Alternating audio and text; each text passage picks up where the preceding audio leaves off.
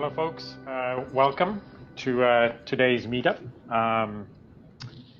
Today we have Ben Waters with WiBotic, and Usman, who's going to actually be running the show today. Start by introducing yourself and introduce Ben, and we can get going. Hey everybody, good to have you all over here. Pretty excited for this. So my name is Usman. I'm a student at the University of Washington. Kind of been a little bit involved, met Hans a little while ago with all the different kind of startup things that are going on over here. I'm an electrical engineering student, and I know Ben initially kind of from research, in that he worked in the lab that I currently work in at UW. So with that, I guess let's get right into it. Really happy to have you with us here today, Ben. Thank you so much for doing this. The first thing that we like to start with is, how did it all happen? Where do you go back to? What's home for you, and how does that play into everything that's come out of that? Yeah, well, Usman and Hans, first of all, thanks again for inviting me here, and happy to be part of the IoT meetup here, and look forward to keeping in touch with many of you after this, I hope. The story for me all began in Northern California.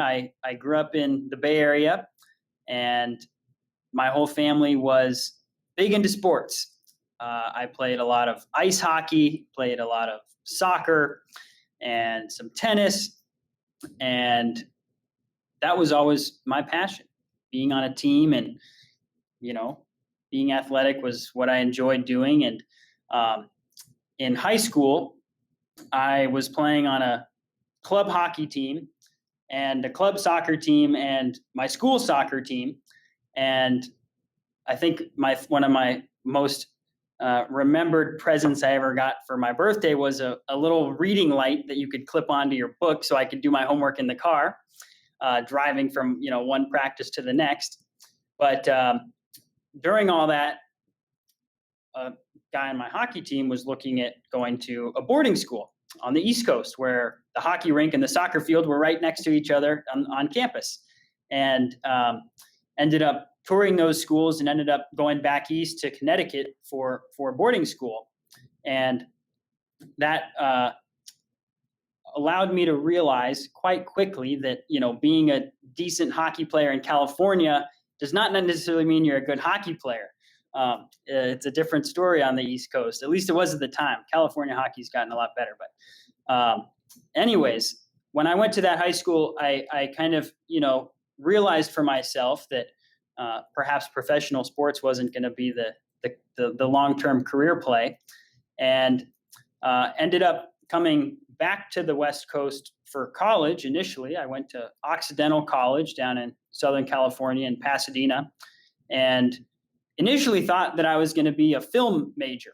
My brother and sister and I made a lot of, fun movies when we were kids, and I really liked doing that. And I realized pretty quickly at Occidental that being a film major at a liberal arts school means more film study, not so much film making.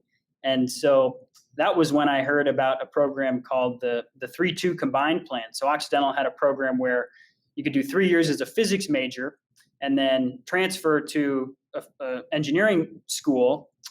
In the case of Occidental, that feeder school was Columbia. So the thought of being able to go back to New York, where I still had a lot of friends from high school, and do engineering was really appealing. And that was really my transition into engineering. I mean, I kind of had always enjoyed and liked math and science, but that was really when I committed to, all right, we're going to do this physics and engineering stuff.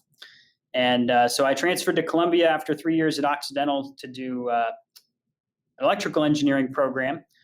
And what they don't tell you about the 3-2 program is that when you transfer in, you have to do the full 4-year engineering curriculum in a condensed 2 years. So the 4-year Columbia students are doing, a couple engineering courses and a couple regular courses, but the 3-2 students are taking all engineering courses. And so while I like to say that I lived in New York for 2 years, I really didn't do a whole lot in New York for 2 years besides try to get my homework done, and was not feeling like I was going to have grad school be my next move. I was ready to be done with school after 5 years in undergrad.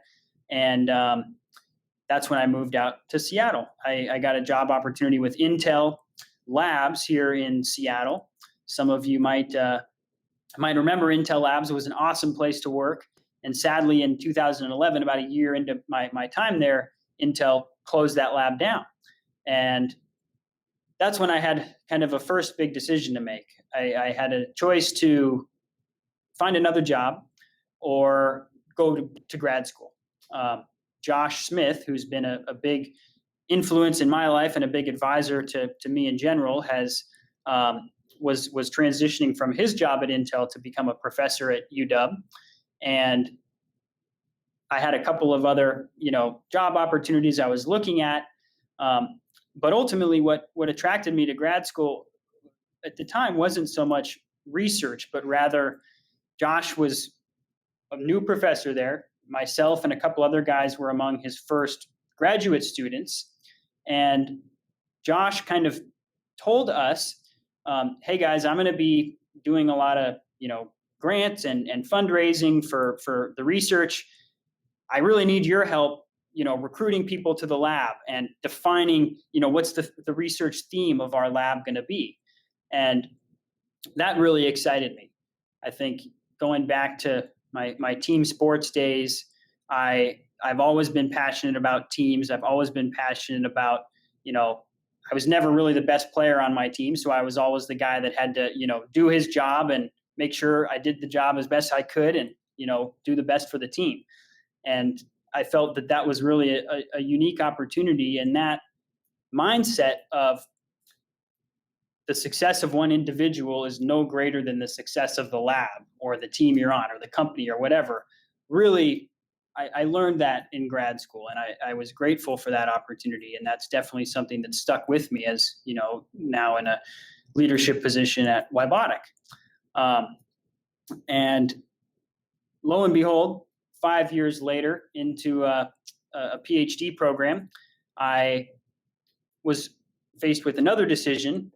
Josh and I had always been thinking about entrepreneurship and what we wanted to do with the research we were working on and what I wanted to do in my career. And once again, was thinking about, well, should I go take a job? I had applied to some jobs towards the end of grad school, or should we try to do a startup and focus on commercializing this technology that we worked on? And the thrust of a lot of my research in grad school was related to wireless charging, but wireless charging for implanted medical devices. We were working with a device called a ventricular assist device, which is for folks that have end-stage heart failure and can pump blood throughout your body when your heart's not able to do it. But they're very burdensome devices to have. Many people who have them for years if they're ineligible for a heart transplant or on a wait list for a heart transplant, and they have a cable that sticks out from the patient's stomach and is powered by these vest-worn batteries. And so in grad school, a lot of what we were doing was trying to eliminate that cable, have wireless charging that could power this implanted device. And one of the unique things that we were working on in the realm of wireless charging was how to enable more flexibility. So we're all familiar with charging for our cell phones and how you have to have them very close together. But for someone with an implanted device, if you were wearing a vest that was powering that and walking around, there'd be a lot of mobility and misalignment. So we were really solving that research problem and applying it to this implanted device application. And we had talked to some companies that we thought might be good companies who could be potential customers if we started a company pursuing wireless charging for medical devices, and learned, through lots of conversations that it was a long road. It was a lot of regulation, and it wasn't necessarily at the top of the list in terms of what these companies were wanting to do. So there was this very memorable week in, May of 2015, when I was also getting married and figuring all this stuff out, that we were faced with this decision of, all right, do we take this job or do we go find some other application to start this company? And my wife and I, my girlfriend at the time, my wife and I now kind of looked at each other and we said, all right, well, if WiBotic finds a pathway that they want to go with the company, and if I get this job, that my wife was looking into, then our decision's made. Let's just go for it. And so sure enough, it was both of those events were fairly unlikely when we first had this discussion. So I was kind of thinking that, wasn't going to happen. And sure enough, in that 1 week, we got 3 emails from just unsolicited emails from robotics companies saying, hey, saw some of your publications, really interested in wireless charging for robots. We've used these contact-based charging systems. They're a mess. What you guys are doing is really interesting. And so got some interest there. My wife got the job she was looking for here in Seattle, and that was it. We were doing it. So we started WiBotic in 2015, just after I graduated. And our mission was to power the world of automation and work with robotic companies, work with drone companies, work with anybody that had battery-powered autonomous systems, and help them solve this problem of how do you charge these batteries on these devices. I'll talk more about what led into WiBotic down the road, but in a nutshell, that's the 10-minute or so version of where we got. Yeah. Yeah, it's crazy. I feel like there's a lot of different backgrounds that come into it. That sort of leads into this really interesting thing. Coming from that situation that you were in, where all these different things are happening, how did the whole thing materialize in terms of, all right, now you have the idea, you have the application, but in terms of getting the team together, that was a really big part for you, right? So your approach in hiring and building out that first team, what did that look like to go from here's an idea, and now here's a group of people that are specifically designed to execute that in the best possible way? Yeah. I'm glad you included the word team in that question, because I think that's an overstated piece, but so underestimated in terms of how important it is from the start. I'll tell a really quick story. I think my mom's on the call. So hi, Mom. This is a story about you. When I was in high school, before I moved back to the East Coast, my mom worked for some tech companies as a writer down in the Bay Area. She was helping them write their application for being on the Great Place to Work list in Fortune magazine. This was kind of before I had gotten into engineering or anything else, but I just remember thinking like how crazy it was that my mom and her huge team of people, how important it was to her bosses and the CEOs of these big tech companies to be on this list. It was like number one priority for them to have a great culture and be a great place to work. They weren't talking about the technology they were doing. They were talking about the events that they put on, the benefits that they have, the happiness of the employees. And that always has stuck with me. And I think that, in conjunction with the experience I had playing team sports, along with the opportunity I had at UW to really emphasize that, the success of any one individual is no greater than the success of the people around you and the team you're on, was a big reason why I think I was excited about starting the company. And I also knew that there was no way I was going to be able to do it all myself. I had no clue about anything finance related, anything fundraising related. And I was fortunate to be introduced in many cases, and in some cases, proactively reaching out to folks to help me in areas I didn't know. I had been given the advice early on that said, Ben, you should fill out a board of advisors and give them some equity in the company, identifying the 5 key areas that you're going to need some expertise in over the next few years. So for me, those were pretty easy. It was like finance, sales, fundraising, hiring, so we worked with, some advisors, and we got a formal advisory board set up, and I just leaned on them. I said, how do we do this? And so for the first few hires at WiBotic, we brought on what was comfortable to me, more engineers. We hired some great, amazing engineers that are, many of whom are still with the company today, to help us figure out how to take this little research box that I had built up that kind of worked in a demonstration setting, and turn it into a product. Because I had no experience doing that. I was familiar with the core technology, but not building a product. So those were some of our first hires. And then we started to get some actual customers, people who were using it and liking it, and talking to some investors. And so then we found some folks that could help with the sales side, and the advisor that we had initially brought on to help with some, thought leadership on our sales strategy ended up introducing us to our VP of Business Development, who's also still with the company to date. So, for me, it was a lot of really not trying to do it all myself, leaning on the people around you, both whom are full-time in the company and those who are not. And also, one thing we did pretty early on was define core values. I think that was mostly driven by just my own passion and leadership and how important I knew culture was, and some of the horror stories I'd heard from other CEOs about how chaotic culture can get and how crazy turnover can be in some companies. And I didn't want that for our company. I wanted WiBotic to be a place that people were really excited about working. I wanted it to be a fun place to work. I wanted it to be a place where people feel like they're working on something cool and they're having a huge part in it. Like if you can't get that thing to work, then the company's not going to be successful. And so our core values that we defined early on are fairly simple, and we still talk a lot about them today. And they are: communicate candidly, contribute with a purpose, and respect everyone.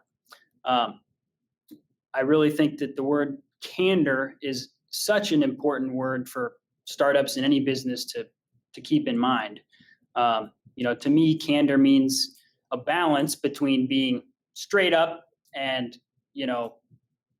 respectful of things. So you got to say something if it's on your mind, but you got to do so in a way that's respectful and not going to upset anybody when you say it. So with all that in mind, we kind of had this foundation of culture. We had our first set of the team, and then it was time to really start fundraising. So we've been through 3 rounds of funding at WiBotic. I'll go into a little more detail later on, but the first round, I would say, was sheer luck. Met the right person at the right time. Happened very quickly. Gave me a false impression of what fundraising is really like. The second round, very, very challenging. Took a very long time. Very, very stressful. Had a lot of meetings. Got a lot of no's. But we managed to get through that.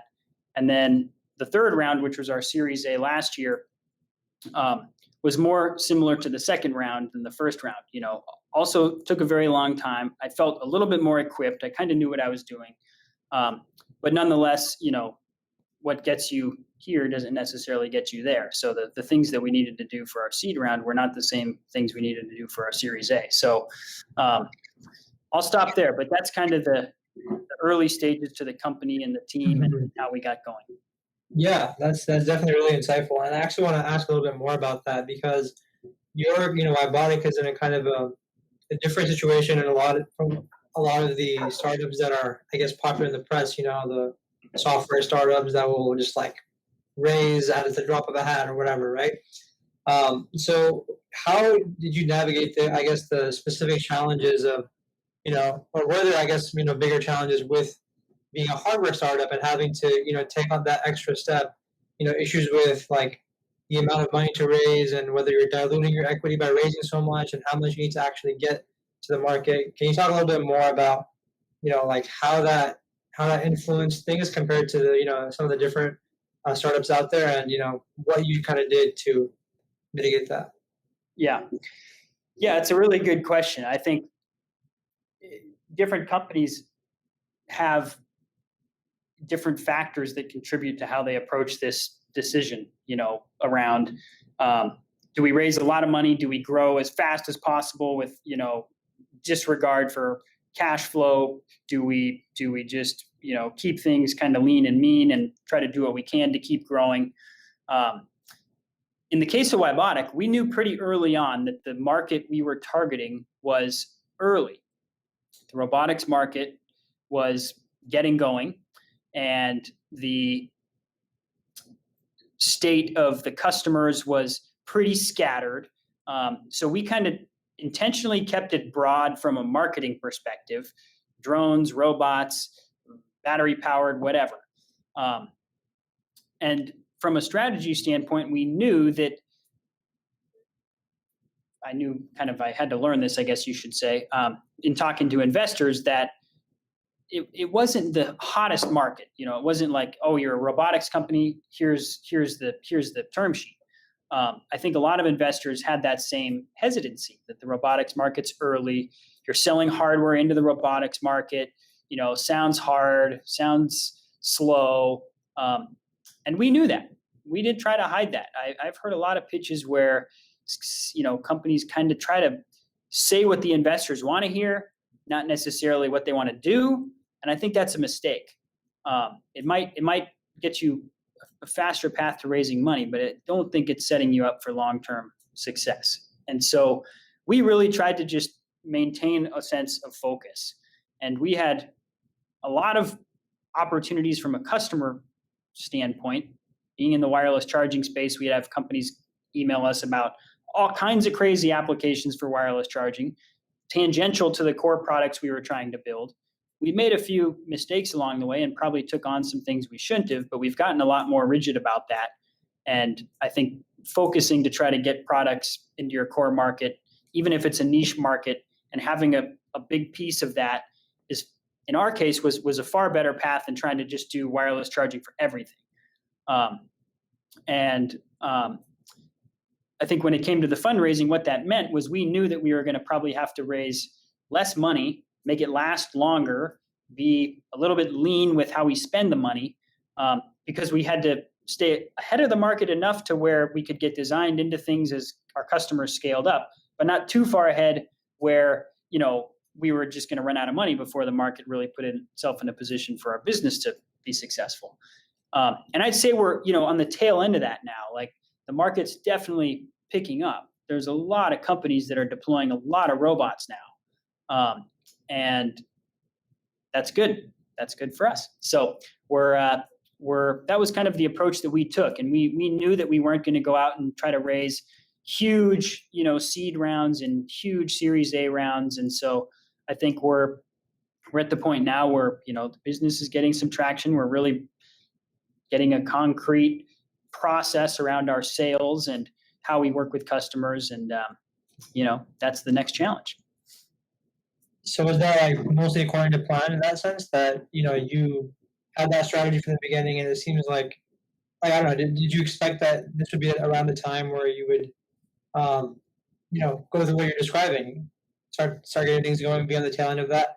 Like back in 2015, were you thinking, all right, yeah, in about 5 years, this was going to be the situation going to be, so we're going to raise for that, and or were there hiccups along the way and you had to kind of figure it out? Yeah, I would say, and this could be true for every startup, I don't know, it goes slower than you think.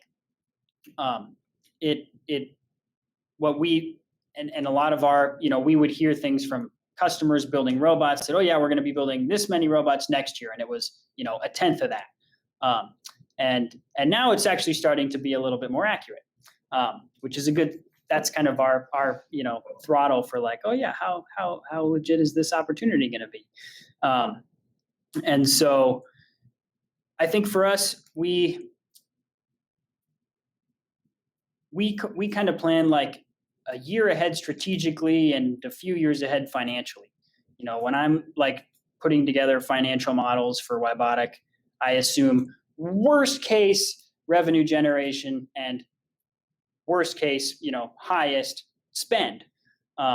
And I think really for me, since it's not my natural habitat in the financial world, I try to just be really clear and have a really clear understanding and communicate really clearly to our team kind of what's our runway, what do we need to do to be able to raise the next round, what do we need to be able to do to hit financial milestones, and some of those are technical milestones, some of those are business milestones. So for me, we kind of plan a year ahead very strategically, and then a few years ahead from kind of more the financial and long-term strategy planning. Cool. Yeah, that makes sense. I'm learning a lot over here. I hope everyone else is too. So now that we kind of got that background, can you talk a little bit more about what the product is, and just explain to us a little bit about the use cases and stuff like that? Yeah. Well, I thought I could say a few words and then share my screen and show a quick little demo. So WiBotic's products have definitely evolved over the years. We started off selling kits that could deliver wireless power and charge a battery. And we sold them as development kits. Our customers could buy them and test them out on the bench, work to integrate them into the robot, and that was that. Our technology is based on a kind of a combination of inductive and resonant charging. They're very similar. The difference really is just in kind of how the antennas are tuned technically. And we kind of have a combination of resonant and inductive tuning, and then we dynamically control using software our system, and that's what allows us to maintain this flexible position. If you think of wireless power like a transformer, and you think about a transformer having a source impedance and a load impedance, well, from your physics textbooks, it would say that you get maximum power transfer when your source impedance matches your load impedance. Usually in the physics textbooks, that's like 50 ohms. But in a wireless power system, those impedances are changing. When you're charging a battery, the battery has one battery might have a different impedance than another. And the distance between the antennas also presents a different impedance to your source. So the hard thing with wireless charging is that you need to either deal with that and just operate in a very narrow window, which is what most systems do, or dynamically control it so that you can adjust to those factors that are changing that you cannot control. That's kind of the core way that WiBotic deals with our wireless power. As the company evolved and we really worked to build a standard product that could be used in a different set of use cases, we added a lot in terms of just our battery charging capabilities. So all of the systems that we sell, the piece that gets integrated with the robot is programmable, and it works with batteries between 0 to 60 volts, and then we have 0 to 5 amp chargers, 10 amp chargers, and all the way up to 30 amp chargers. And similarly on the transmitter side, we have a couple of different modules that accommodate different power levels. And as we worked with our customers to understand how they want to use wireless charging, we started to get a lot of feedback from them. Like, we want to be able to communicate with the charger. We want the charger to tell us if the robot's docked accurately. We want the charger to tell us where the next available charging station is. And we took all this as very good signs in the industry. Like, companies are actually thinking about how do you take one robot going up to one charging station and scale that to 1,000 or 100,000 robots. It becomes a very different problem. And so that leads us to today and the demo that I'll show really quickly here, assuming this works. So what you're seeing, I hope, on the screen is one of our new products, which is a software product called Weibotic Commander. And Weibotic Commander is showing you a map of our office building. And in our office, which is just this little corner here, this is our lab. I'm sitting in the office upstairs, but you can see that we've got 4 charging stations. And you can imagine if this was an actual warehouse where there might be hundreds or thousands of charging stations, having insights into what's going on in a singular interface is very, very important for our customers and for the end users of these robotic systems. And you can click on them and see what's happening. There's 2 connected transmitters. None of them are available because the 2 that are connected are occupied at the moment. We show how much power they're consuming. So if I click on one, you can go into it and see more details about what it's doing. So this is an actual system that's probably running a test down in our lab, and it's charging up a battery with 300 watts. And this you can see is a kind of a visual for, this is the transmitter box, and this is the receiver box. You can go into this and specify a different type of battery or set up different charge profiles if you want. You can do firmware updates. You can look at plots. So we have all these tools that help our customers not only deal with how to charge the battery, but all of the logistics behind how you charge batteries for a growing fleet. And one of the things we're looking at with Commander is like, how important is it to figure out where these charging stations are located in a big facility? So we actually analyze how often one is utilized versus another and provide feedback to the customer around what they can do to further optimize their uptime. At the end of the day, companies want to spend less time charging and more time having the robots being in service. So this is an example of kind of, we've benefited from focusing on the robotics industry because we've been able to learn about how these businesses need to scale and what types of problems they think they're going to have in a year or two from now. And Hans has a YouTube video that I think you can share, Hans. And depending on our timing, we could either show it here or you could just post it in the chat for folks to watch. I think you might be on mute. Yeah, you're muted. Word of 2021 as well. Yep. Yeah, I did post it in the chat. We can play it out now, or I thought it was pretty good. I think, it's 4 minutes.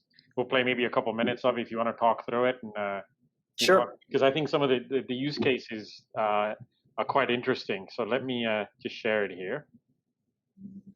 Yeah, so this video is on our YouTube channel, which is in its infancy, but more to come soon. And we just put together a couple of videos of some of the different ways customers use our systems here. So I'll just say that WiBotic really works with two types of customers. We work with companies who build the robots like Waypoint Robotics here out of Boston, and that is their wireless charging station on the right, and the robot drives up to the charging station and doesn't have to do so with extraordinarily high precision, just kind of gets close and stops and charges away. And here's a facility that is using some of the Waypoint robots. And right in the middle there, you can see where they're all charging. And then the robots are shuttling these carts around. ClearPath Robotics is another one of our customers who builds great research platforms as well as very ruggedized robots for commercial applications. And there they're charging up from a WiBotic dock in an outdoor environment. We like to watch batteries charge at WiBotic. So when the blue light comes on and things are just sitting there nicely, we're very happy. And there's a red light as well. The red light's good when the drone drives away. Red light's bad when the robot's sitting there. Okay. So this is a really cool one. This one, I'll tell the broader story at the end, right after this. This is a manufacturing plant that has been around for 100 years. They fabricate, steel molds for big excavators. They build the jaws for big excavators. And it's really hard to tell what's going on here, but that is a cart that's moving along that gearbox that's holding one of those molds. And the cart has a bunch of sensors in it, and we are powering the sensors on the cart wirelessly when the cart comes across that position. Another mobile robotic platform there. And going back to that cart company, those guys had been dealing with battery swapping and manually plugging things in for 30 years. But it's a really harsh, nasty environment. And they had some major health issues with people having to go in to deal with this all the time. So we help them get rid of that problem. Here's a couple of drone applications. WiBotic's main markets are commercial. We've worked with some as a subcontractor, a couple of defense applications. So this is a really cool one showing a drone landing and charging while the car was moving. We work with some companies who are building these very complete drone hangars and allow the drone to land and charge, and not having to have contacts or things for a drone that might be flying out in the elements is a very important thing to a lot of these folks that we work with. here's a system that's down in Peru at a mine. And this drone flies every day, 12 times a day, doing inspections for security and for general inventory of, stockpiles on the mine. It's a pretty big one, but they can deal with the charging time that the system allows for.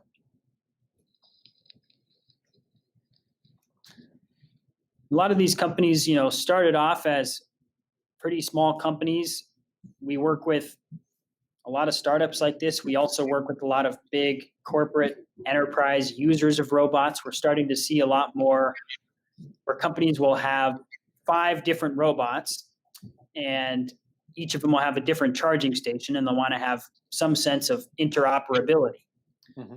So this is one of the underwater systems. This is actually 850 meters below sea level off the coast of California, a project with MBARI, the Monterey Bay Aquarium Research Institute, where they installed a system that could be powered by dropping a receiver antenna on top of the charging antenna, which is what you were seeing happen there. So very cool. A snapshot of some ways that our products are used, and a little bit about what we do. So I had a question. So I saw that you're also working with NASA. Right. Yeah. What's that about, and how did you get that? Yeah, we kind of have been joking that we started on the ground with mobile robots, and then we went up in the air with drones, then we went underwater with underwater robots, and now we're in space. Yeah. And so on Mars. That's right. Yeah. So NASA has, I think, done a tremendous job in the last few years with providing funding and resources for big and small companies to be part of this Artemis program. Artemis is NASA's initiative to go back to the moon with people and robots. And so we won a contract alongside a company called Robotics to develop a space-qualified wireless charging system that would charge up one of the lunar rover robots that Robotics is building. So that project's just getting going here. We're very excited about the new challenge that presents, and it's generated a lot of other good interest among some other applications in NASA. And the NASA helicopter just flew last week. So that's cool. Yeah, I think one of the things that strikes me about seeing that video and all the different kinds of companies that you guys have worked with, it leads me to think, how did you find all these different customers? How do you keep them? Because your market, the wireless charging market, it's not like you can find them all in one spot, right? These guys are all some of them, like you said, some of them are underwater, some of them are on the ground, some are in the air, not even in space. I saw there was one company in Peru. So how did that look like from the beginning? You said that in the beginning that there were a couple companies that just had those unsolicited emails, but in terms of keeping them and finding them and on that sales end, getting the customers, how did that all pan out to be like this? Yeah. Over the years at WiBotic, mostly just because of our own bandwidth limitations, we've done very little outbound sales. For the first several years, most of our sales were from trade shows. So we were going to a lot of trade shows in the robotic space, just word of mouth, companies searching around on the internet for robot charging or battery. A lot of folks just search for robot charging. They don't necessarily search for robot wireless charging, because we do some of both. We're kind of branded in the wireless charging space, but we do some things with respect to just our charger capability without the wireless stuff.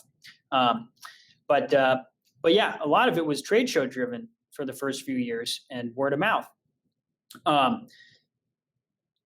Trade shows took a big shift in 2020 with the pandemic, and we haven't been to a trade show since. And we've pivoted our strategy as a result of this. So we've done a lot more marketing through LinkedIn and through some press releases, and LinkedIn is a very effective platform for doing targeted B2B marketing. So we've generated, I think, a lot of inbound that way, and really try to direct traffic to our website. We have a form on our website where customers can just fill out some basic info. We get a pretty good number of inbound emails a week and follow up with them. And, we really try to take the approach when it comes to customers of we are not the hero. You are the hero, Mr. Customer. You have a problem to solve. We want to help. Oftentimes the first point of contact we get is an engineer at a company. And we want nothing more than to make that engineer the superhero inside of his company. He can find this solution and just bring it to his team, have no more problems when it comes to power and charging and anything else. There's a great podcast that I've learned a lot from called The Story Brand. And it's this whole concept. It's this concept of you don't try to sell something by saying, I've got this great product. It does great wireless charging. It's super flexible. No, you say, understand the problem, help the customer, figure out how to solve their problem. And you can kind of be the guide that leads them to that point. And so because of that, we tend to ask a lot of questions, when we first talk to customers. A lot of people just want to say, oh, how much is it? And, when can I get one? But we've done that before, but it oftentimes leads to either it wasn't all that they were expecting, or the way they want to implement it, we know isn't going to work. So we would want to talk about it up front. So we've just spent a lot of time and a lot of educating ourselves on when things don't work well. How can we learn from that? How can we kind of incorporate that into our technical sales process? And, that's kind of led us to our approach today. We really try to work with companies that have a need for solving this problem and are committed to solving this problem. And our customers oftentimes are our best, test engineers. They'll put it through crazy rigorous testing and find an issue, and we'll be very grateful for that. And we'll, be very candid with them and make it known that, we'll fix this issue or we'll get there. And, reliability is always a really important thing for us. And reliability in hardware is really tough. But you just got to keep emphasizing it and keep prioritizing it. And that's kind of been our approach. Yeah. I feel like I've seen a lot more. It makes sense that you said that about, the online presence and the LinkedIn and everything. There's been a lot more media out there. That's interesting. The kind of the pathway. I think a lot of people struggle with that, getting the customers and everything. But it sounds like you didn't have to actively search that much. It was more like, okay, we're going to do what we do, and through some connections or whatever. I don't know. I feel like, are you saying that perhaps you had to not actively search as much, or even say no to a lot of things due to bandwidth? But yeah, reliability, that's another thing that I was thinking about. And I think a lot of people who do hardware have this question or wonder about this, how do you manage? So once you've got the customer, great, you got the customer, but you have to keep that customer happy. You have to, help them with their issues, maintain reliability. What did that look like for you guys, especially starting out and, as you went forward? Yeah. It's a constant evolution. I'll give a specific example. So the first product that we brought to market was a 100-watt wireless power system. So we had one transmitter and one receiver, and we were doing everything we could just to get that to work. It was nowhere even close to passing the FCC emissions or anything like that. We were just trying to get it to work, and we were selling it as a development kit for evaluation use only. And we'd get a lot of customer emails saying, "Oh, looks great. Do you have a 200-watt version?" And no, but we kind of learned from those inquiries where we had to say, "Sorry, we don't have that yet, but we're working on it."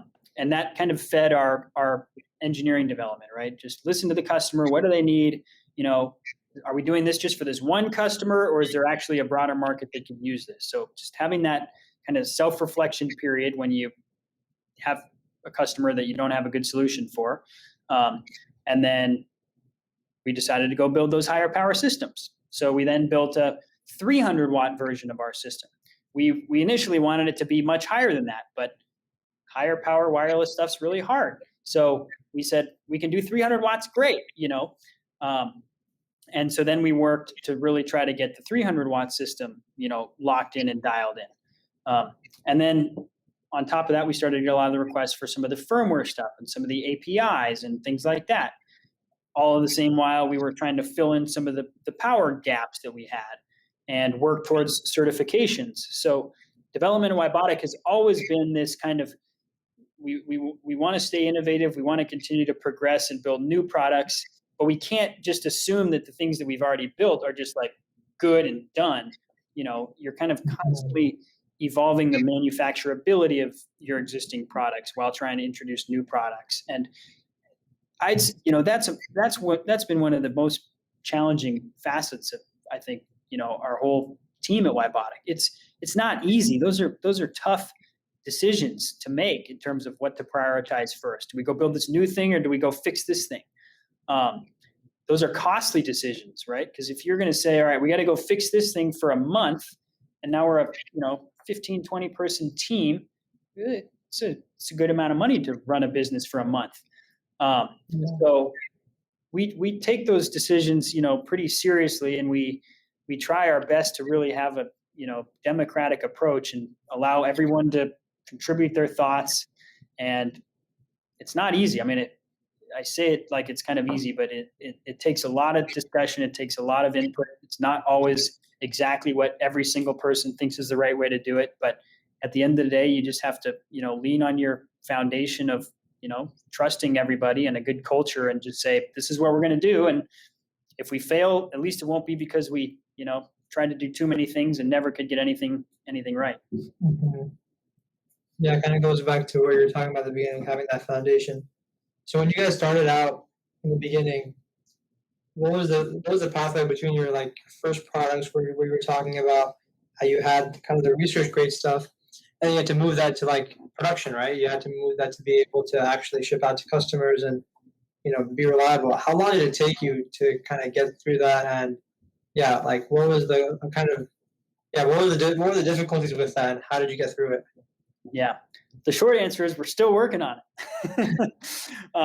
So I guess 5 years. No, we let's see. So a lot of our systems oftentimes start in electrical design. Schematic, layout, build prototypes.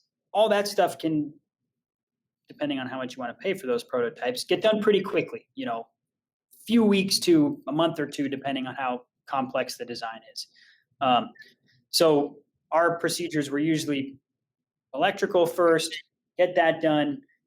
Then once you get boards back, before you can really turn them on, you got to have firmware, because our system's pretty much, controlled by firmware in terms of how it operates.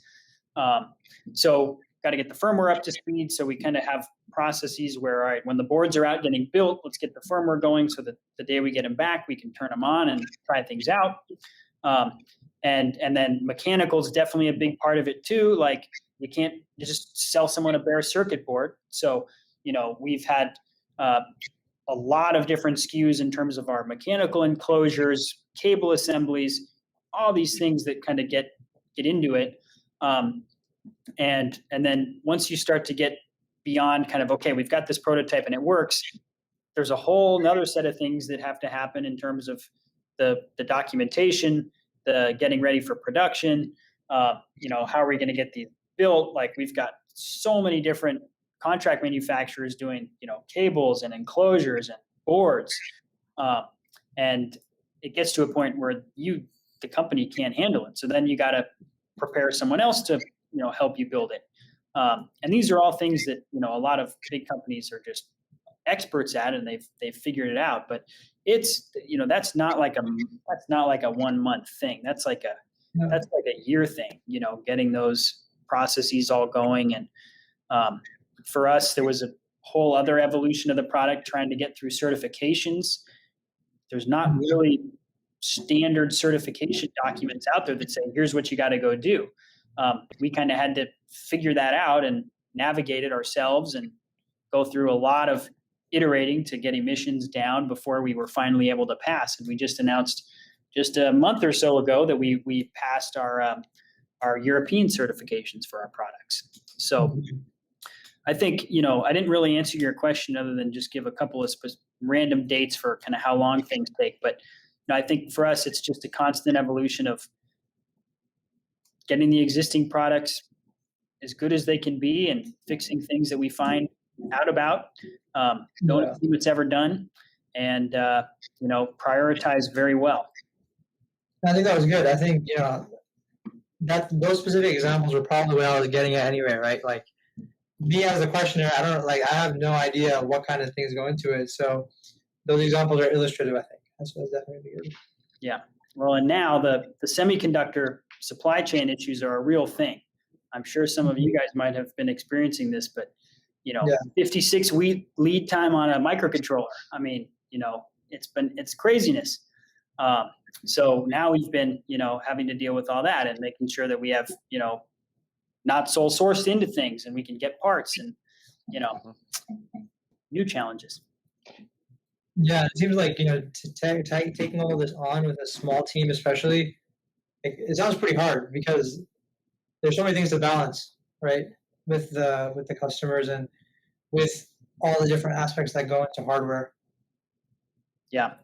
I didn't mention this too much, but I took a leadership course early on at WiBotic that was really, really helpful for me. Shout out to the Knopfsinger group in Seattle. I would highly recommend it to anybody.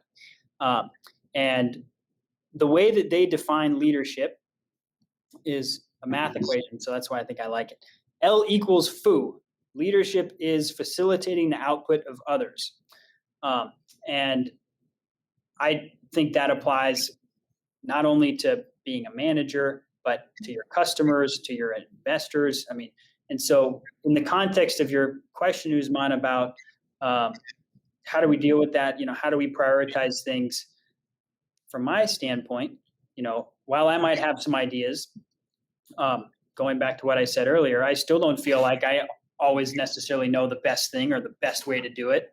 I tend to ask questions, solicit advice from people. If I'm not equipped to make a decision, I'll just facilitate that individual's output and say, please make this decision. And I'm here to help you.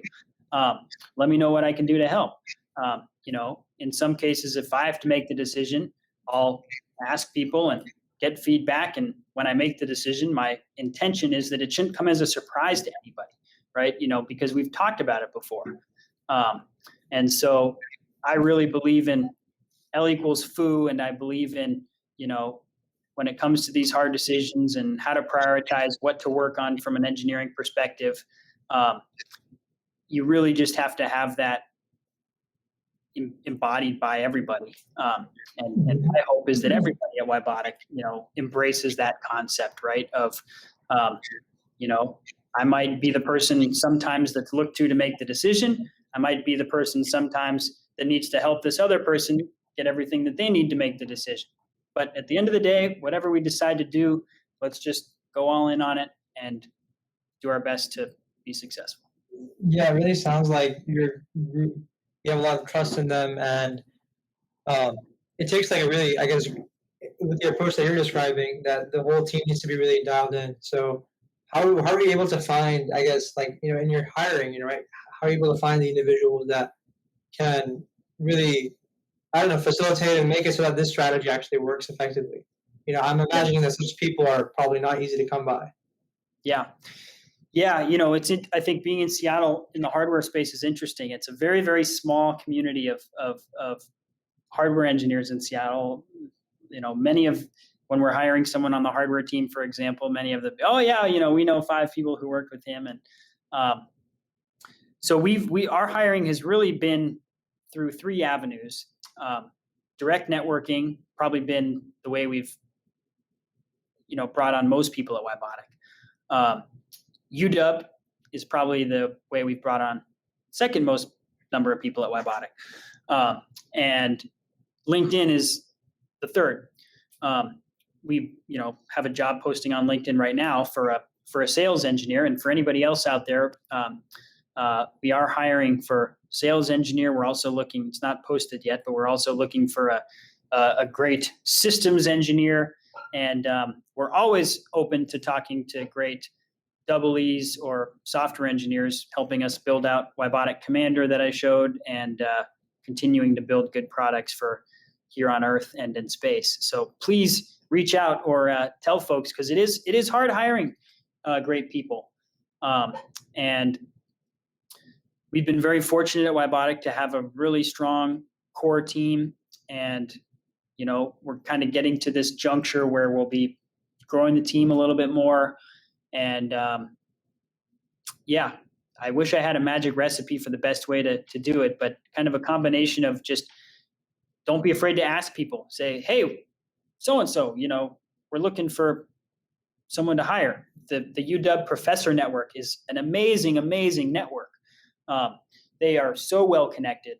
And if you can reach them and just ask them a simple question like, hey, do you know anybody, or could you put me in touch with someone who might know someone who could be a great, double E or whatever. So that's been a really good way. LinkedIn's hit and miss in my experience. It's time consuming because you often get a lot of resumes. A lot of them are probably pretty quickly not right for the position you're looking for from a quick scan of the resume.